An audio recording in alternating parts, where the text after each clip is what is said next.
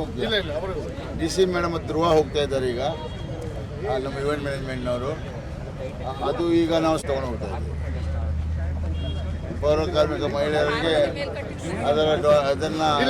ಅದಲ್ಲ ಯಾಕೆ ಸಾಹೇಬ್ರ, ಯಾಕಂದ್ರೆ ಸಮಾಜದ ಅತಿ ಕೆಳಮಟ್ಟದವರು ಕೂಲಿ ಕಾರ್ಮಿಕರಾದ ಈ ಪೌರ ಕಾರ್ಮಿಕರಿಗೆ ನಮ್ಮ ಸತೀಶ್ ಸಾಹೇಬರು ಒಂದು ವಿಶೇಷವಾದ ಈ ಒಂದು ಸವಲತ್ತು ಒದಗಿಸಿಕೊಟ್ಟಿದ್ದಾರೆ. ಚಾಲೆಂಜ್ ಉಳ್ಳಂತ ಒಬ್ಬ ಜನಪ್ರತಿನಿಧಿ ಸತೀಶ್ ಸೈಲ್ ಅವರ ಮನಸ್ಸಿನ ಅಂತರಾಳದಲ್ಲಿ ಬಡವರ ಬಗ್ಗೆ ಎಷ್ಟು ಪ್ರೀತಿ ಇದೆ, ಎಷ್ಟು ಕಾಳಜಿ ಇದೆ ಅಂತ ಹೇಳಿ ಈ ಬಡ ಪೌರ ಕಾರ್ಮಿಕ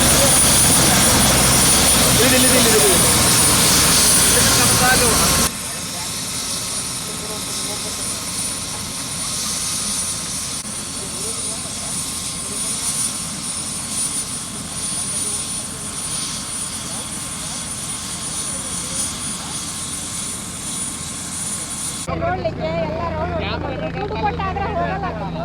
DC ಮೇಡಮು ಸತೀಶ್ ಸೈಲು ನಮಗೆ ನೋಡಲಿಕ್ಕೆ ಒಳ್ಳೇದು ಮಾಡಿದ್ರು.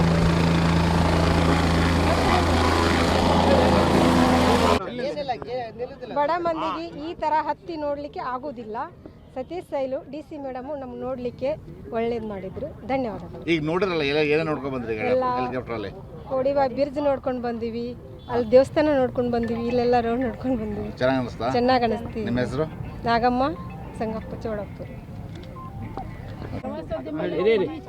ಬ್ಲೀಚ್ ಕ್ಲೀನಿಂಗ್ ಮಾಡೋರು ನಾವು.